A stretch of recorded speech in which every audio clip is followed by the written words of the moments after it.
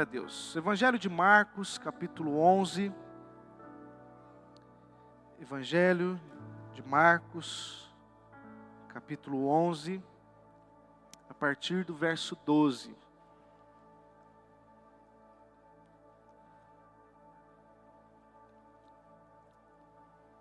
A palavra do Senhor diz assim: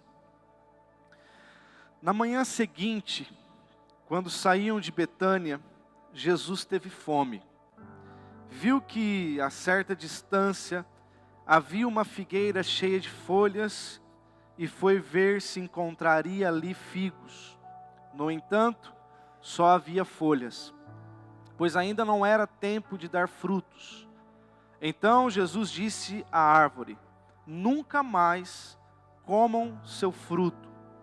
E os discípulos ouviram o que ele disse. Agora o versículo 20. Na manhã seguinte, quando os discípulos passaram pela figueira que Jesus tinha amaldiçoado, notaram que ela estava seca desde a raiz. Vamos orar. Pai, obrigado por essa noite, obrigado, Senhor, pela tua bondade, Jesus. Obrigado porque podemos te cultuar. Estamos aqui não como um ajuntamento religioso, mas estamos aqui porque entendemos que o Senhor é o único Deus, aquele a qual nós aguardamos, aquele a qual nós ansiamos para viver eternamente juntos, Deus. Mas nessa hora nós estamos aqui para buscar a tua palavra, Senhor, que é lâmpada para os nossos pés, é luz para o nosso caminho. Nós declaramos o nosso entendimento aberto, Senhor, para entender não só, ó Deus, as coisas naturais, terrenas, mas também entender as coisas, Senhor, espirituais, Pai.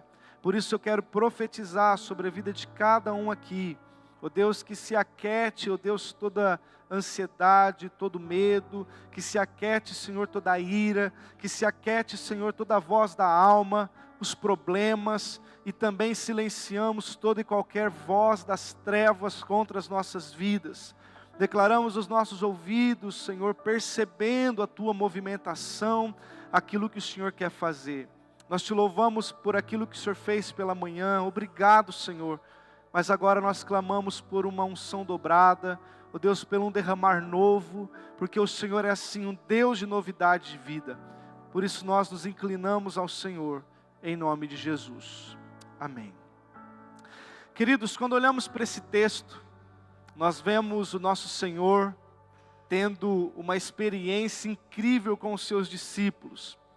Por várias vezes, quando eu li essa passagem, eu julguei no meu coração até, dizendo: Senhor, mas será que Jesus não foi injusto ao amaldiçoar uma figueira que não era tempo de dar figo?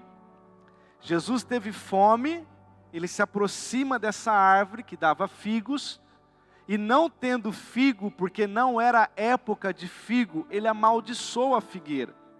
E eu fiquei por muito tempo intrigado com isso, como que Jesus amaldiçoou uma árvore que não é tempo dela dar fruto. Mas se você olha o texto, você pode ver comigo que aquela árvore, ela tinha folhas. E as folhas que aqui o texto nos mostra, não era folha qualquer que as árvores têm.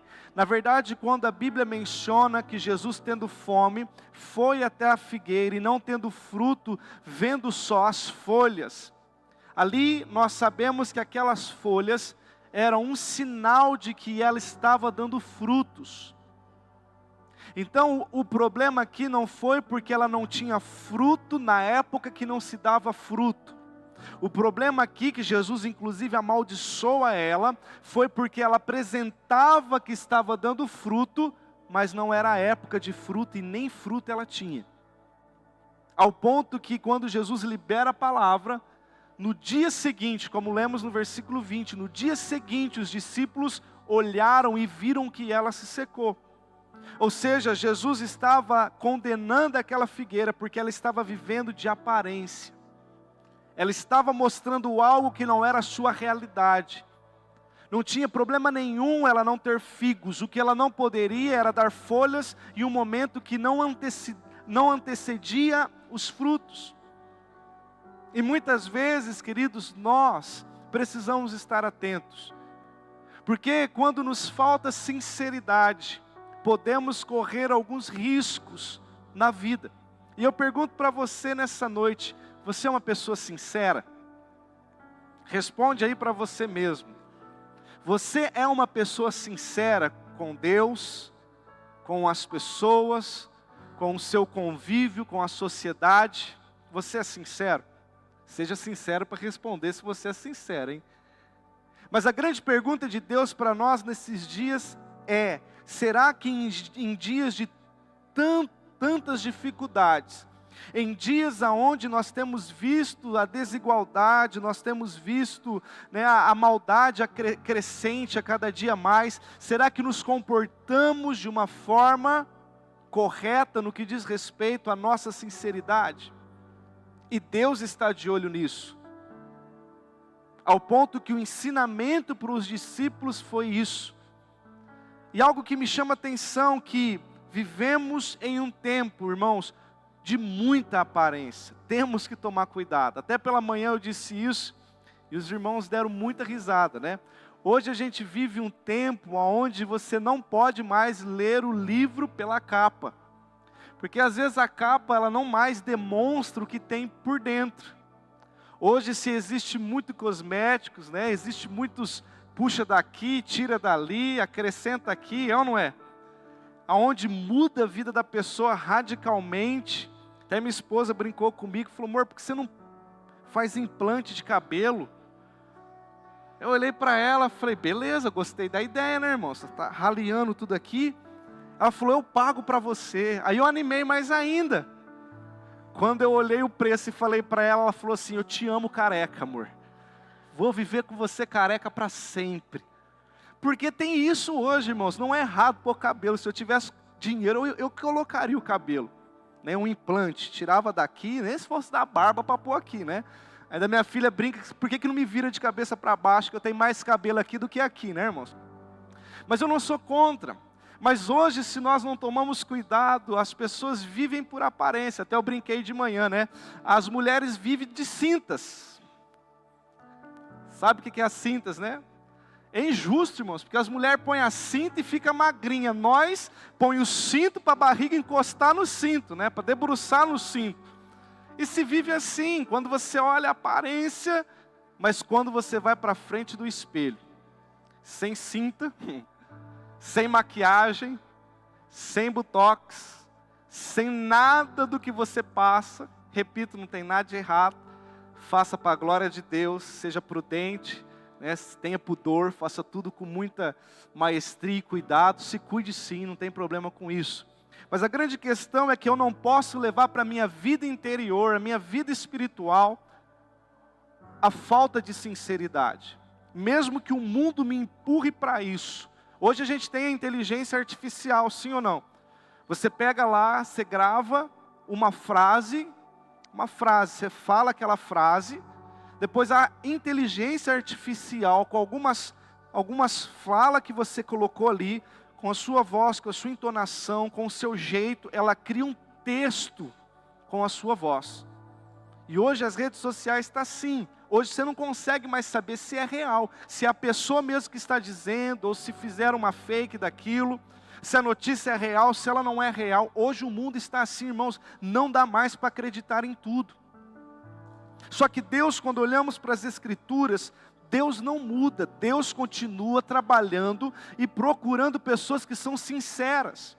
A Bíblia diz que quando Samuel ele foi ungir um rei no lugar de Saul, a Bíblia diz em 1 Samuel capítulo 16, que Samuel ele foi pela aparência de Eliabe. Julgava Samuel que Eliabe era o homem agora que seria o escolhido. Só que quando Samuel ele vai ungir aquele homem, o versículo 7 diz assim: porque o Senhor não vê como o homem, o Senhor vê o homem vê o exterior, porém o Senhor, ele vê o coração. E Samuel, que foi um grande juiz, profeta, sacerdote da época, teve esse problema de julgar pela aparência. E Deus então o confronta, e agora Samuel reposiciona a sua visão e diz: nós não nos assentaremos à mesa enquanto o mais novo não chegar. E o mais novo tinha sido esquecido, o mais novo não tinha padrão para a mesa, o mais novo não tinha tamanho para a mesa, talvez não tinha intelecto para a mesa, não tinha revelação para a mesa, mas Deus não vê como o homem vê, Deus vê como o céu está determinando. E eles não se assentaram enquanto Davi não chegou. Ou seja, a Bíblia, ela nos leva a uma convicção de que Deus trabalha assim. E se eu desejo viver com Deus, irmãos, ouça o que eu vou te dizer. Se eu desejo viver com Deus uma vida boa, seja aqui e também quando Ele vier nos buscar, que Ele está vindo, se eu desejo viver uma vida com o Senhor, eu preciso tomar cuidado e ser sincero. Porque de manhã algo que nos constrangeu, irmãos, no culto, foi que um dia nós teremos um encontro com Ele. E quando nós nos encontrarmos com Ele, Ele vai olhar no nosso rosto. E aí não haverá maquiagem, ali não haverá nada.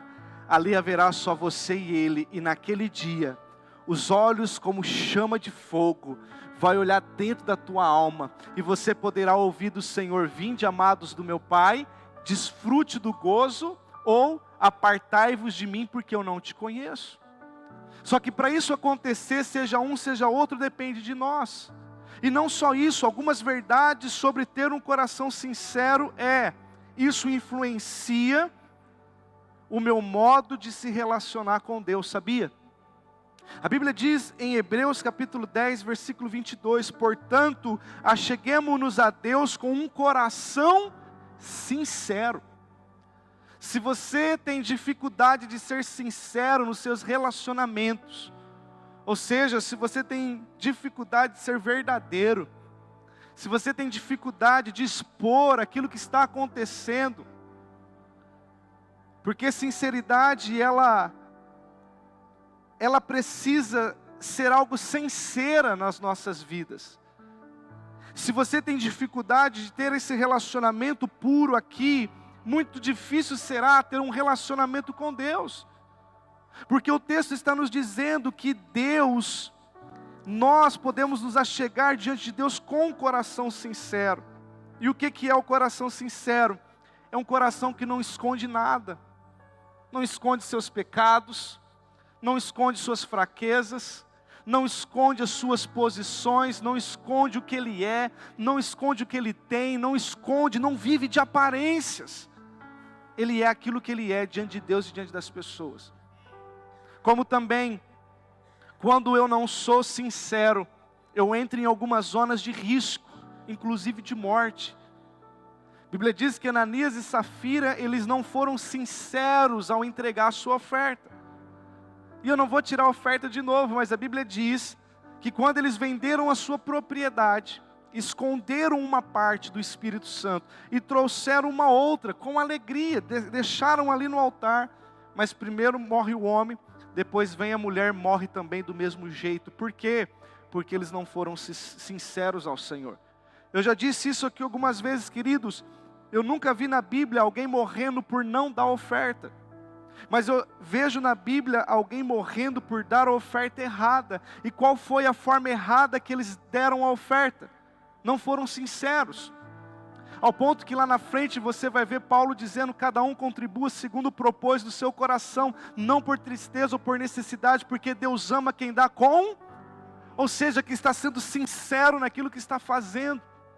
É justamente o que Jesus vai dizer com a mulher que tem as moedas, aquela pobre mulher que deu da sua pobreza tudo que ela tinha, ou seja, a sua sinceridade. Eu tenho isso. Maior foi a oferta dela com as poucas moedas do que as grandes quantias dos outros que davam do que sobrava. O problema não é dar muito, ou o segredo não é dar pouco. A questão ali que Jesus está julgando é o coração, a sinceridade que trabalhamos com Deus. Agora pense comigo, Jesus estava sentado ao lado do gasofilácio, observando o quanto nós damos? Não, irmãos. Jesus estava observando a sinceridade do coração das pessoas, a sinceridade da entrega de cada um. E quando eu falo de uma entrega, não é só sobre dinheiro, mas uma vida que vivemos. Qual tem sido o nível de sinceridade que temos para com o Senhor? E esse assunto, por mais que tenha se potencializado nesses dias, mas não é um assunto novo. A Bíblia diz em Isaías 29:13, este povo, que povo? Os babilônicos, os sírios, os egípcios? Não, Deus está dizendo por meio de Isaías, o povo de Israel se aproxima de mim, somente com boca, mas o seu coração está longe de mim. Ou seja, é um povo que se aproxima de mim com muitas falácias, com muitas falas, mas lá dentro, eles não se aproximam de mim. E a pergunta de Deus para nós é: como está a nossa adoração? Como está a nossa atitude de cristão? Como está nosso relacionamento com Deus? Sincero ou só de aparência? Da mesma forma que é perigoso viver por uma aparência, porque isso gera morte, a bênção quando eu vivo uma vida sincera, a bênção é, eu posso ver Deus alegre comigo. Sério, pastor, Deus se alegra com a minha sinceridade?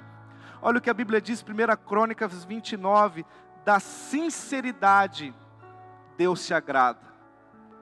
A Bíblia vai dizer em Salmos 32, que feliz é o homem que tem o engano tirado do seu espírito. Ou seja, a bênção de que Deus se alegra comigo, por eu ser sincero, e também eu me alegro, eu sou feliz em ser sincero. E isso é algo que está acontecendo nos dias de hoje. Irmãos, quantas pessoas estão profundamente depressivas, porque não são sinceras? Está passando por situações e não abrem a sua vida com pessoas certas, para viver o que a Bíblia diz em Salmos 32, feliz é quem não tem engano no seu espírito. É aquele que consegue colocar a sua vida diante de Deus e diante das pessoas. E com isso, não só eu deixo Deus alegre, como não só eu fico feliz, mas a Bíblia diz que há um renovo sobre a vida daqueles que andam em sinceridade. A Bíblia diz em Salmos 51:10, que aqueles que andam em sinceridade são renovados pelo Senhor. E às vezes nós buscamos de tantas formas renovo, mas é tão simples. Deus só espera que você seja sincero, sem cera, sem maquiagem, sem querer passar uma coisa que você não é. E como eu faço isso então, pastor? Eu entendo que hoje eu preciso aumentar o meu nível de sinceridade para com Deus, para com as pessoas. Eu sinto que eu preciso ser mais sincero com o meu cônjuge, com os meus filhos, com o meu pai, no meu contexto de vida. Porque, só aqui abrindo parênteses, irmãos, quando nós não vivemos um lugar de sinceridade, uma vida de mentira é um gatilho muito rápido de acontecer. A pessoa que não é sincera, ela não só esconde a verdade, mas muitas vezes, em suas atitudes, ela professa mentiras, para esconder aquilo que de fato ela é, para esconder o que de fato ela está vivendo. E Deus não quer isso para você. Deus deseja trazer um renovo para a sua e para a minha vida, ao ponto que vai nos tornar mais íntimos de Deus, como também ter relacionamentos entre nós, entre família, em sociedade, de uma forma mais leve, irmãos. Porque é triste hoje não sermos sinceros. É triste, irmãos, você conversar com alguém que esconde as suas mazelas. Lembra de Naamã? Naamã escondia nele as suas lepras, escondia nele situações, e Deus queria empurrar Naamã para um lugar de exposição, não para julgar, não para expor, no sentido de fazer com que Naamã fosse envergonhado, mas Deus queria que nessa exposição de Naamã, ele fosse curado, não só da sua lepra física, mas também daquilo que estava sendo gerado no seu coração. Um distanciamento de Deus, um distanciamento do profético, um distanciamento do propósito. Então, como que eu faço para desenvolver em mim um coração sincero? Em primeiro lugar, queridos, nós precisamos voltar a nos examinar de uma forma constante. Às vezes somos peritos em examinar tudo e todos, mas temos dificuldade de examinar a nós mesmos. e entrar em um lugar de crescimento sobre sinceridade, eu preciso ter uma DR comigo mesmo. Repito, é você ir para frente do espelho e dizer: quem sou eu? Quem eu tenho me tornado? Esses dias eu conversava com uma pessoa: irmão, você quer fazer uma visita e saber da vida da pessoa, se ela está sendo sincera ou não, chama a filha dela para a mesa, principalmente os pequenos. Entrega tudo, irmãos. Eu estava um dia com uma criança, e a criança olhou para mim e falou assim: mas na boa, ela não estava assim, maligna. Ela estava numa boa. Meu pai na igreja é feliz pra caramba, pastor. Conversa com todo mundo, mas aqui em casa é grosso. Aí eu fui baixando a cabeça. Porque lá é paz do Senhor, aqui é coice. Isso não é sinceridade. Se eu sou gentil publicamente, eu também tenho que ser gentil lá em casa. Na verdade é o contrário, eu preciso ser gentil em casa para expor publicamente o que eu sou. Só que muitas vezes a pressão do dia a dia me faz ser alguém que eu não sou. Um dia você vai cansar e vai morrer com a sua própria espada. É o que Saul viveu, irmãos. Saul não conseguiu manter a sua aparência. Ele iniciou bem. A Bíblia diz que Saul, quando estava ali trabalhando à procura das jumentas do seu pai, olha só, um homem servo, estava lá procurando as jumentas do seu pai. De repente Samuel chega para ungir. Ele se considera o menor da casa do seu pai, mesmo sendo o maior de estatura de todos os homens. Ele era humilde, sincero: eu não consigo, eu não sou. Mas depois Deus vai fazendo ele crescer, aí ele entra num nível de desobediência, um nível de pecado.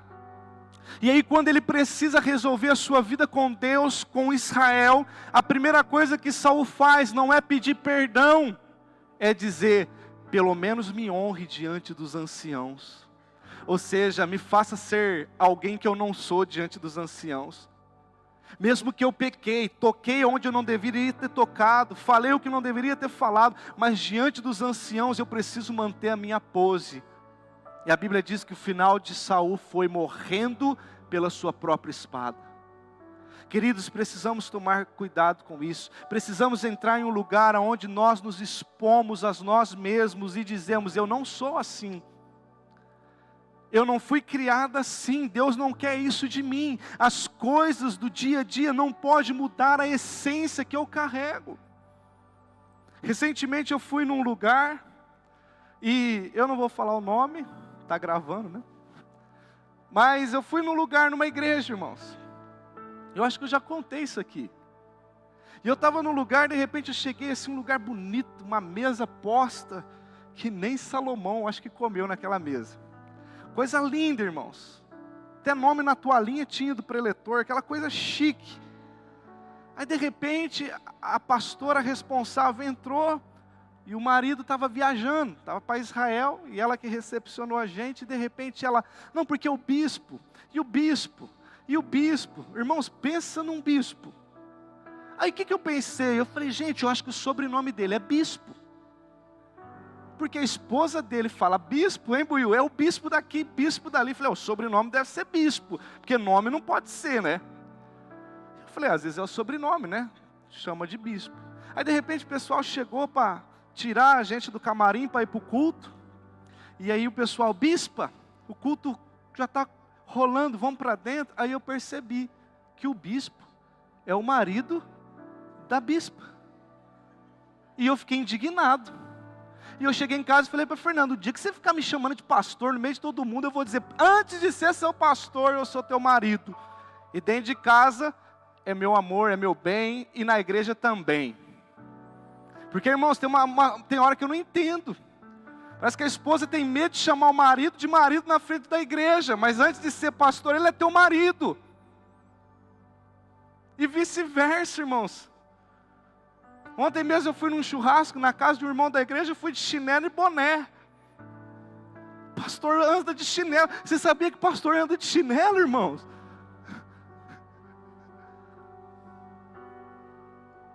É que o mundo de hoje, esse sistema de hoje, ele está colocando, endeusando pessoas e colocando pessoas em alguns lugares que elas não podem estar mais. O que eu senti pela manhã, e foi tão profundo que Deus fez de manhã, o que eu sinto no meu espírito, que é Deus está tirando alguns homens dos seus pedestais, porque não há mais sinceridade em seus corações. E o que Deus falou comigo no final de tudo do culto foi que nessa geração, para todo Davi, Deus está levantando os seus Natãs.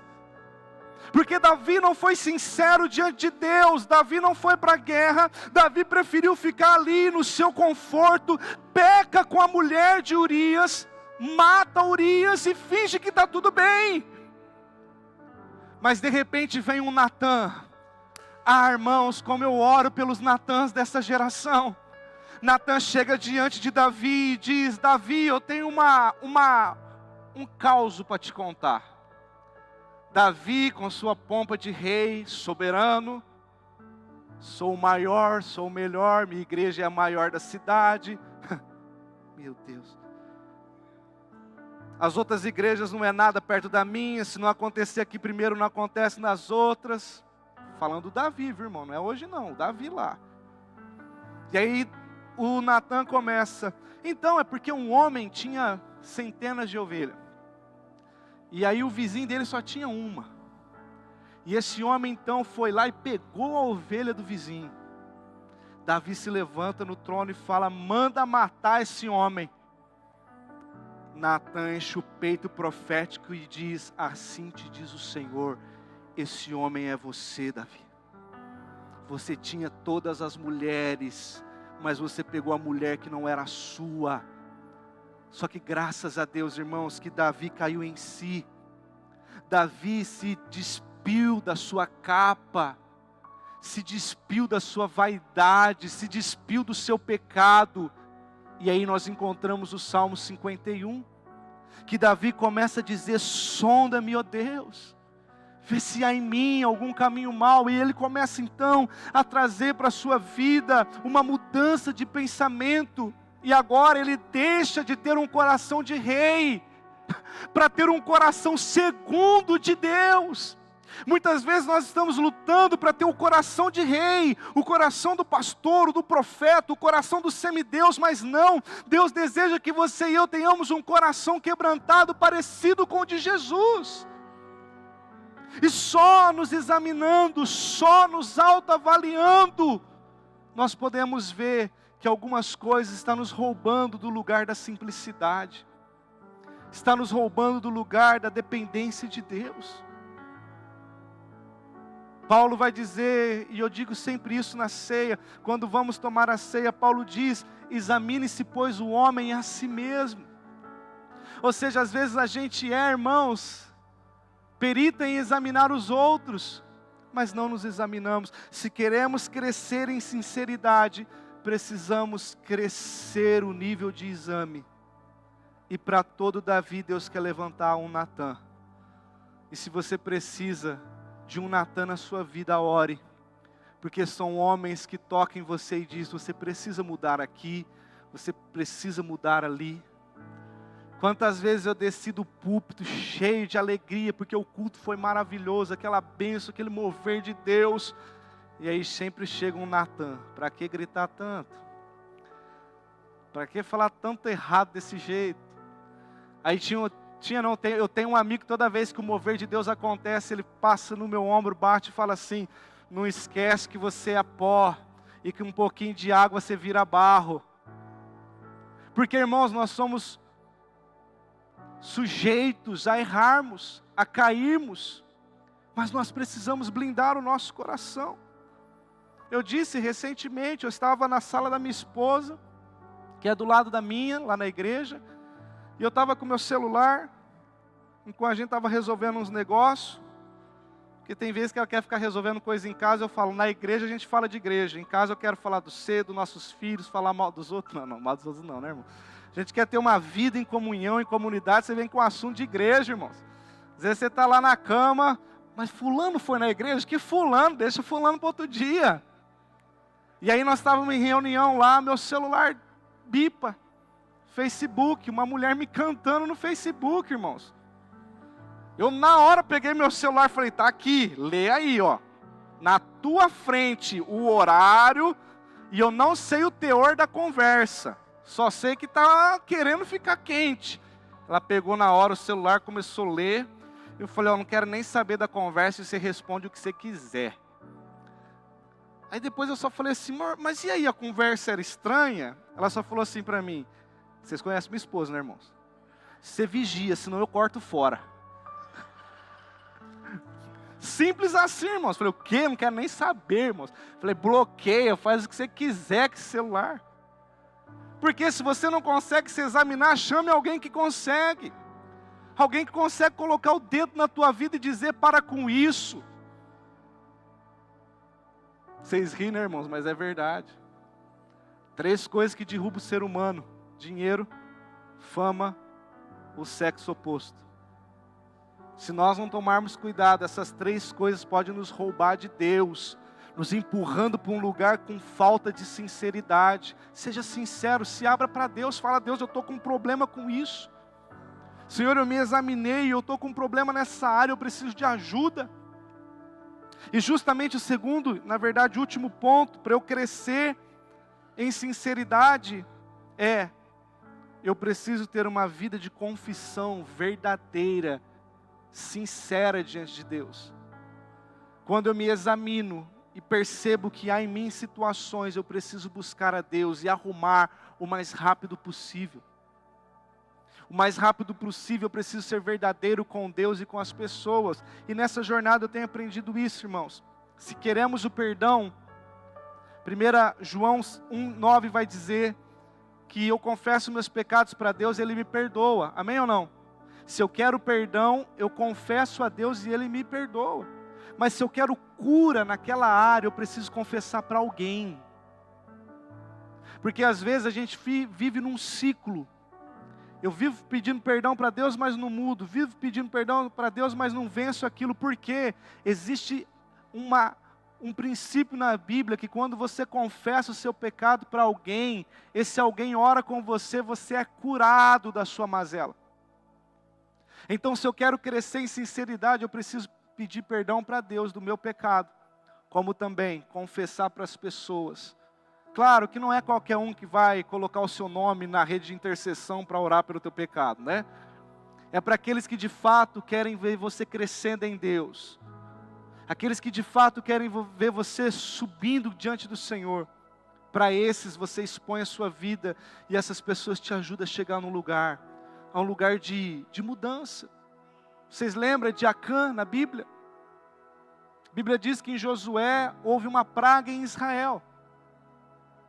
A Bíblia diz que eles saem para lutar como uma cidade chamada Ai, pequena. E eles perdem a batalha. Essa praga, essa derrota assolou Israel. Josué fica confuso. E diz, Deus, mas lá em Jericó, que era muito mais difícil, nós passamos. E aqui em Ai nós perdemos. Deus olha para Josué e diz, há pecado em Israel. Josué fica assombrado porque ele, como líder, não estava sabendo de nada, e Deus começa a fazer um jogo, irmãos. Eu gosto dessa parte de Deus, porque Deus poderia ter dito, Acã pecou, mate-o, mas Deus começa a fazer um jogo. Josué, reúna as tribos. Olha a benevolência de Deus, olha a misericórdia de Deus, irmãos, porque Deus esperava que nesse jogo, Acã se posicionasse e dissesse, esse cara sou eu pequei, eu peguei aquilo que não deveria lá em Jericó. E a ira cessasse de Deus. Mas Deus começou, reúna as tribos. Aí reuniu as 12 tribos. Aí Acã não confessa. Aí Deus aponta a tribo de Acã. Aí na tribo de Acã, reúna os chefes de casa. Olha, mais uma oportunidade. Dos chefes de casa, Acã não se posiciona. Aí Deus agora aponta para o sobrenome de Acã, a família de Acã. Acã não se posiciona. E então Deus não teve mais o que fazer. Deus disse a Josué, vai na casa, na tenda de Acã, porque as coisas estão escondidas lá. E a Bíblia diz que aquela família toda morreu, porque um homem não foi sincero com Deus. Muitas vezes, irmãos, o esconder as coisas está matando as nossas vidas. Voltando para Davi, a Bíblia diz que Deus perdoou Davi. Só que o que Davi fez escondido, o seu filho fez publicamente, aos olhos de todos que estavam diante do sol. O que Davi fez com Betseba escondido, agora o seu filho faz em cima do telhado para que todos vissem. Ou seja, muitas vezes nós nos atentamos, queridos, que a nossa falta de sinceridade aqui pode nos beneficiar, mas a Bíblia diz que a maldição, ela pode ir até 4 gerações. Não pense só com a sua cabeça, só com os seus dias, pense no futuro, pense nos filhos, nos netos, nos bisnetos que virão. A nossa falta de sinceridade aqui pode tocar gerações para frente, mas se eu me converto ao Senhor, se eu transformo o meu coração em uma confissão diária, em uma mudança em arrependimento, a Bíblia diz que a bênção do Senhor pode se estender por 1000 gerações. Por isso vale a pena eu pagar o preço hoje, vale a pena eu falar o que tem que ser falado hoje, mudar o que tem que ser mudado hoje, porque Deus ama aquele que está com o seu coração disposto. A Bíblia diz, e eu estou concluindo, que Davi no Salmo 51, ele vai dizer: cria em mim, ó Deus, um coração puro, e renova em mim um espírito reto. Talvez essa noite o Senhor quer gerar no nosso coração esse espírito reto, sincero. Mas pastor, se eu for sincero eu perco. Perca aqui, mas ganhe com Deus. Perca nos seus ambientes terrenos, mas ganhe com o Senhor. Porque, queridos, de verdade, nesses últimos dias Deus está à procura. Sabe de quem? A Bíblia diz em João 4, que Deus está à procura de verdadeiros adoradores. Se Deus procura verdadeiros, é porque existem falsos. Será que num culto como esse, existem os verdadeiros e os falsos? Em qual classe você se enquadra? Até eu estava dizendo pela manhã, a gente tenta o máximo investir nos meninos. Olha lá o Léo, irmãos. Nem Salomão teve um sistema daquele ali. Até os anjos querem vir fazer estágio com o Léo para saber como manusear aquilo ali. É coisa linda. Bateria, coisa linda. Coisas. Estamos investindo na guitarra agora. Só que Deus não está procurando um tecladista bom. Deus não está procurando um baterista bom. Deus está procurando um verdadeiro adorador, que se esforça para ser bom em seus instrumentos, para ser bom na voz, para ser bom naquilo que faz. Mas antes da técnica, Deus está à procura de homens que têm um coração puro diante dEle, que quando Ele abre a boca, o céu para ouvi-lo. Não podemos correr o risco, irmãos, de chegar naquele dia e ao olharmos nos olhos dEle, sermos constrangidos ao ponto de ouvir da sua boca: afasta-te de mim, porque eu não te conheço. Não, irmãos. Que prazer vai ser olharmos nos olhos dele e dizer: Senhor, eu tentei o máximo ser sincero. E naquelas coisas que eu errei, Senhor, eu fui sincero com o Senhor. Mas aí é onde eu acredito, julgue você, eu acredito que vai ser o momento que Ele vai enxugar do nosso rosto, Celso, toda lágrima em arrependimento. Eu não deveria ter feito, mas fiz, mas consertei, Senhor. Não deveria ter falado, mas falei, mas também consertei. Queridos, é para esse lugar que Deus quer nos levar. E por último, não rasguem mais as vossas vestes. A Bíblia diz em Joel: rasgue o vosso coração. Sabe por quê? Antigamente havia um costume, e esse texto saltou no meu coração. Acabou o culto de manhã, o povo foi embora e nós ficamos lá chapando. Os levitas, eu e mais 2, 3 pessoas. Irmãos, e a minha vontade era de rasgar as vestes, dizer: Deus, eu sou isso aqui. Só que aí eu lembrei de Joel, quando Joel disse, Deus dizendo: não rasgue as suas vestes, Porque no passado, quando um homem pecava, ou quando havia uma blasfêmia, quando havia algo, né, que era horrível, horrendo, ele rasgava as vestes como sinal de humilhação, jogava cinza sobre si como um sinal de humilhação. E naquele momento, quando eu estava ali constrangido, eu falei: Deus, eu lembrei desse versículo, não é mais tempo de rasgar as vestes, é tempo de rasgar o coração. Porque não adianta nada eu chegar aqui e rasgar minhas vestes, falar que estou de jejum, falar que eu estou pranteando, mas aqui dentro eu não amo, aqui dentro eu não perdoo, aqui dentro eu não ando a segunda milha, aqui dentro eu não sou devoto, aqui dentro eu não sou piedoso, aqui dentro eu não sou um pai honesto, aqui dentro eu não sou um marido exemplar. Vocês estão me entendendo, irmãos? Para onde Jesus quer levar a igreja dele? Eu confesso para vocês que há muitas propostas que nós poderíamos mudar de número de membro, dentre poucos anos, triplicar o número disso aqui, que chega para mim muitas vezes, mas eu estou preocupado com a próxima geração, porque o que nós fizermos hoje, nós podemos abrir portas, legados, portais, que a nossa próxima geração, a igreja pode estar abarrotada, mas todos indo para o inferno, e não é isso que o Senhor quer. Deus está à procura de homens e de mulheres, que nesses dias param tudo, e expõem o seu coração para o Senhor. Deus não rejeita um coração contrito e quebrantado. Deus, Ele abomina o pecado, só que Ele não rejeita quando o pecador resolve ser honesto e dizer: Senhor, eu pequei com isso, e eu quero mudar. E eu encerro, irmãos, dizendo a nós, que chegou o tempo das máscaras caírem. Irmãos, eu falo isso com muita humildade. Eu sinto no meu espírito que Deus nesses dias vai destronar homens que se assentaram em alguns tronos e tentaram se manter em um lugar onde a sua reputação não o levou ali.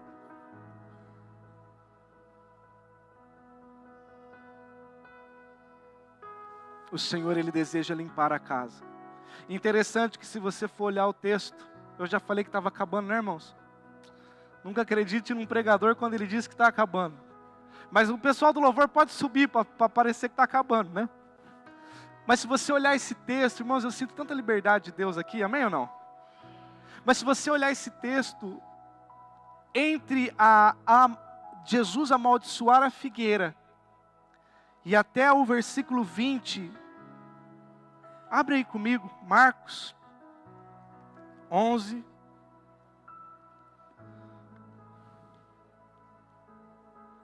Marcos 11, versículo 15. Até o verso 14, Jesus estava amaldiçoando a figueira, porque não tinha o fruto. Jesus estava condenando alguém que estava vivendo por aparência. Quando Jesus acaba, a Bíblia diz: quando voltaram a Jerusalém, versículo 15, de Marcos 11. Jesus entrou no templo e começou a expulsar os que compravam e vendiam animais para os sacrifícios. Derrubou as mesas dos cambistas e as cadeiras dos que vendiam pombas. Impediu todos de usarem o templo como mercado e os ensinava dizendo: as Escrituras declaram, o meu templo será chamado casa de oração para todas as nações. Mas vocês o transformaram num esconderijo de ladrões. Olha isso, irmãos. Um lugar que era para ser para a glória de Deus, homens estavam lá dentro, disfarçados de sacerdotes, mas estavam vendendo aquilo que não deveria vender dentro do templo. Quando os principais sacerdotes e mestres da lei souberam o que Jesus tinha feito, começaram a tramar um modo de matá-lo. Contudo, tinha medo dele, pois o povo estava muito admirado com o seu ensino. Ao entardecer, Jesus e seus discípulos saíram da cidade. Versículo 20. Na manhã seguinte, quando os discípulos passaram pela figueira, que Jesus tinha amaldiçoado, notaram que ela estava seca desde a raiz. Ou seja, Jesus ele traz um ensino e depois leva os discípulos na prática para ver como estava o estado da igreja da época. O lugar que era para ser o lugar de adoração estava sendo servido como um covil de ladrão. Onde era para ser ministrado a bênção em sacrifício, os homens estavam vendendo. Você acha que não tem semelhança com os dias de hoje, irmãos?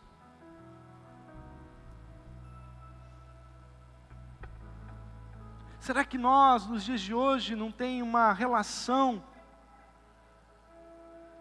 Eu não sei se eu estou conseguindo ser claro para vocês, mas não dá mais para sermos aquilo que não somos.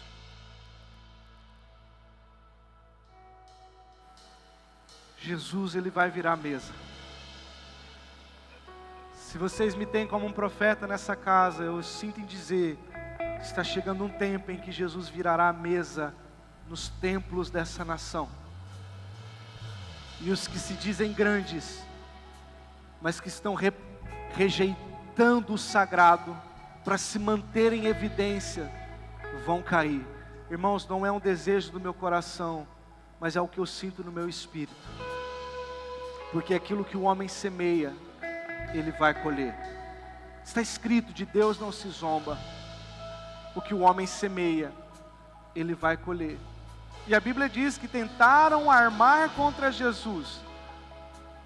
E eu sei que pregações como essa podem armar contra mim. Mas se o meu ministério for terminar com a cabeça numa bandeja, escuta o que eu estou dizendo, irmãos. Eu sei do que eu estou dizendo. De manhã nós vivemos algo juntos, sim ou não? E eu quero dizer para o louvor, para os músicos, para os obreiros dessa casa, se for necessário terminar com a cabeça na bandeja, mas para glorificar a Deus, é melhor do que ficar fazendo um entretenimento com as coisas desses dias, amando de um crescimento para uma igreja. Deus está tentando levantar, irmãos, uma igreja que entenda o processo e o propósito. E se você entende isso nesse dia, fica de pé comigo.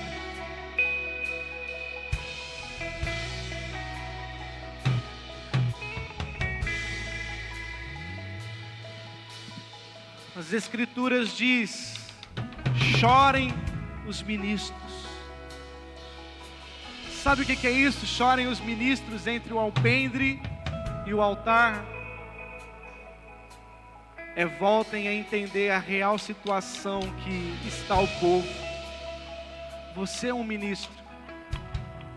Você é alguém que pode suplicar diante de Deus por um tempo novo, querido. Feche os seus olhos.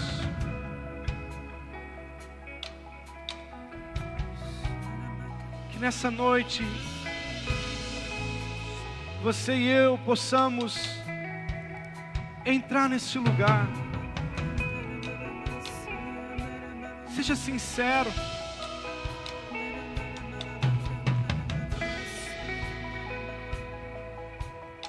Seja sincero diante do Senhor nessa noite.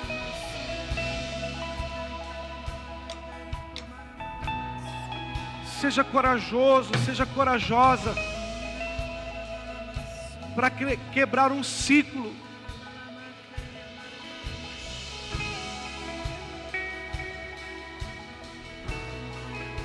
Enquanto o louvor estiver ministrando essa canção, derrame o seu coração na presença de Deus. Eleve o nível do seu coração.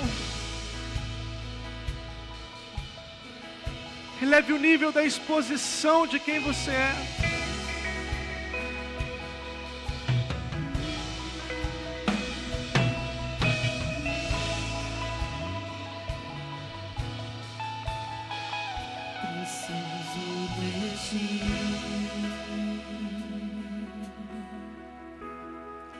Preciso do seu perdão.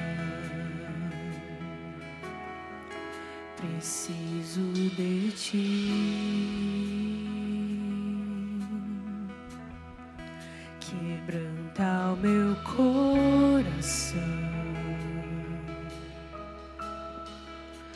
como a corça anseia por águas, assim tenho sede.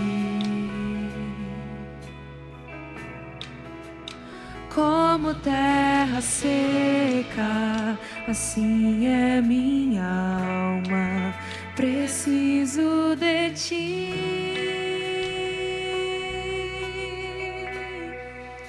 Distante de ti, Senhor, não posso viver. Volte, querido. Não vale a pena existir.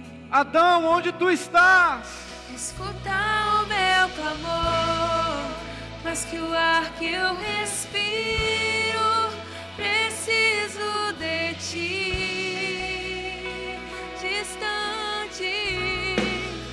Distante de ti, Senhor, não posso viver. Não vale a pena existir. Oh, Espírito de Deus. Escuta o meu clamor, mas que o ar que eu respiro, preciso de ti. Se você está sendo sincero com essa canção, cante isso mais alto. Preciso de ti. Cante isso com toda a força do teu ser, meu irmão. Preciso do seu perdão. Preciso de ti.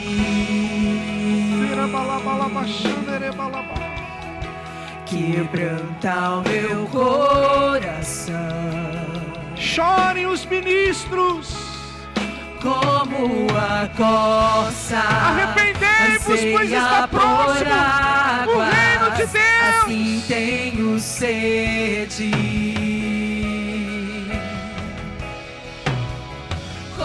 Terra seca, assim é minha alma. Ah, Espírito de Deus, preciso de ti. Ouça o nosso clamor, Senhor. Distante de ti, Senhor, não posso viver. Não queremos te apresentar folhas. Não vale a pena existir. Não queremos te apresentar o que não somos. Escuta o meu clamor, mas que o ar que nós eu clamamos respiro, ao Senhor Jesus. Preciso de ti.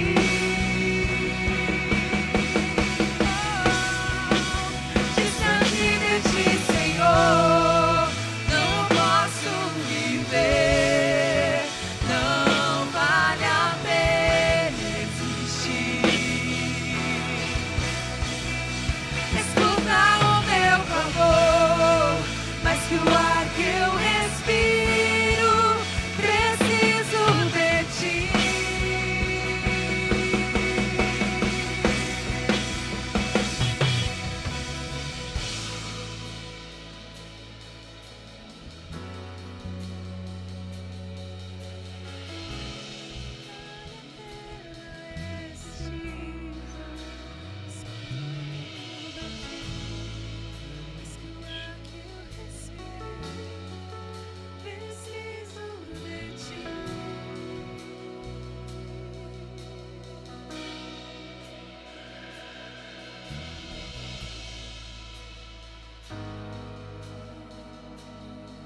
Ah, Jesus.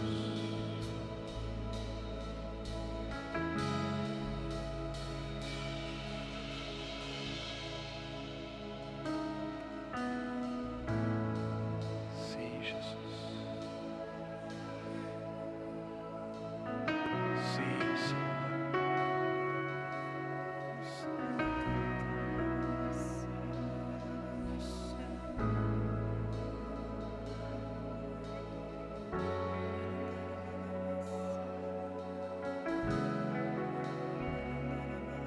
A igreja não é um lugar de entretenimento, irmãos. ela continua sendo uma casa de oração para todos os povos.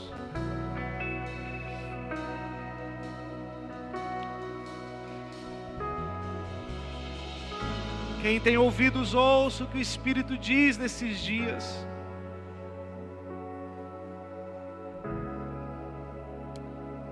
Convertei-vos, porque está próximo o reino dos céus.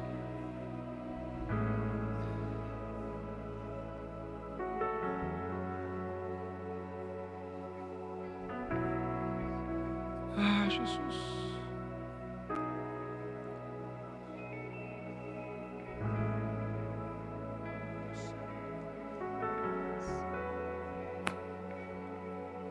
Chore candará labassandere bacaias.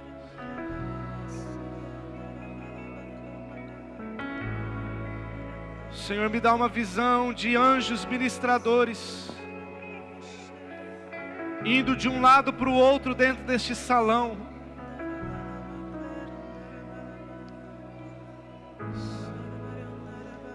Deus está separando e Deus está tocando, Deus está conclamando um exército.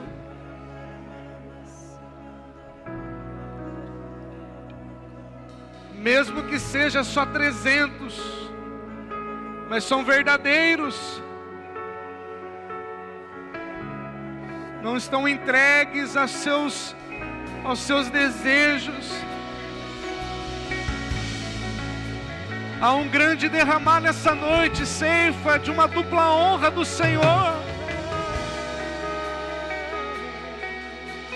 Quem tem ouvidos, ouça um grande derramar de Deus para essa noite, de dupla honra.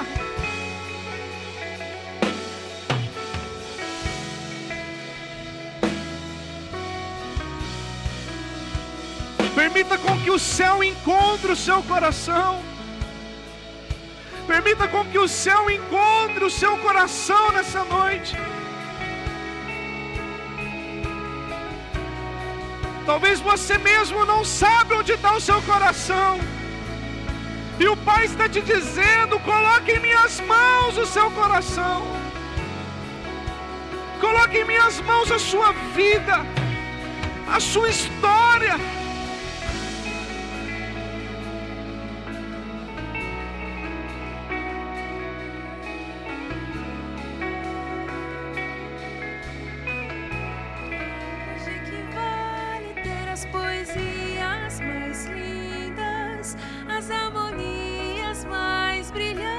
Se não há verdade em nós, pois de que vale ter tudo e não ter nada? Te dá meus lábios, não minha alma. Eu quero me entregar a ti, entregar minha vida como adoração. Pois de que vale ter as poesias mais lindas, as harmonias mais brilhantes, se não há verdade em nós? Pois de que vale ter tudo e não ter nada? Te dá meus lábios, não minha alma. Eu quero me entregar a ti, entregar minha vida como adoração.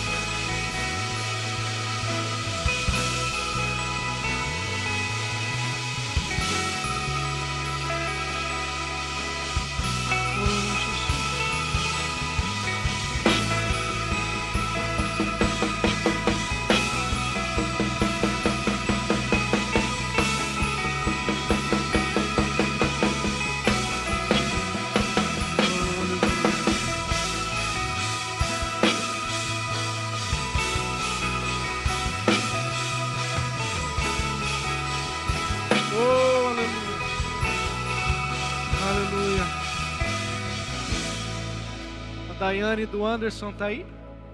Deixa eu pôr meu óculos aqui. A Daia do Anderson, negão, tá aí? Daia, Deus me deu uma visão sobre você. Eu via você dentro da sua casa, E muitas pessoas explodiam para as nações através da sua casa. Talvez você se pergunte por que eu não fui. Por que algumas coisas não foram mais intensas com o meu ministério? O Deus de Abraão, Isaac e Jacó, Ele te diz nessa noite que tudo que você viveu na sua vida foi com um propósito de impartir o coração de Cristo em uma geração. E eles irão e percorrerão a terra em favor do reino de Deus. Daí eu sinto no meu espírito que Deus está transicionando a obra das tuas mãos para um lugar onde vidas serão formadas e lapidadas por meio da graça que Ele confiou em você. Receba isso em nome de Jesus. Amém? Queridos, dê um aplauso ao Senhor. Oh, aleluia, Jesus.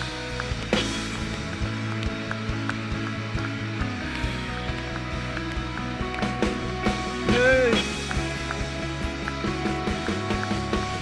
Aleluia.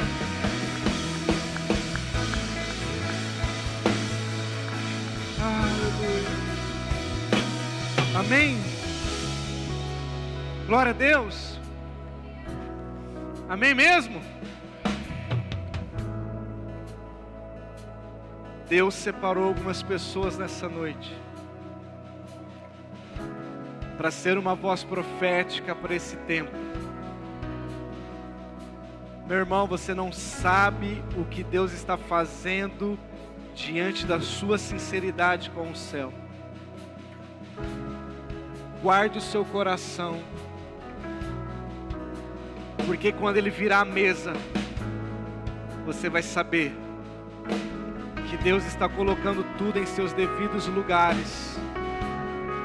Porque aquele que tem olhos como chama de fogo, Ele está voltando para não encontrar uma menina igreja, mas Ele vai encontrar a noiva igreja, sem manchas, sem máculas, mas real, viva e verdadeira. Que Deus nos dê graça para viver isso, amém, queridos? Vá em paz, que o Senhor Jesus te abençoe e te guarde. Tenha uma semana abençoada, em nome de Jesus.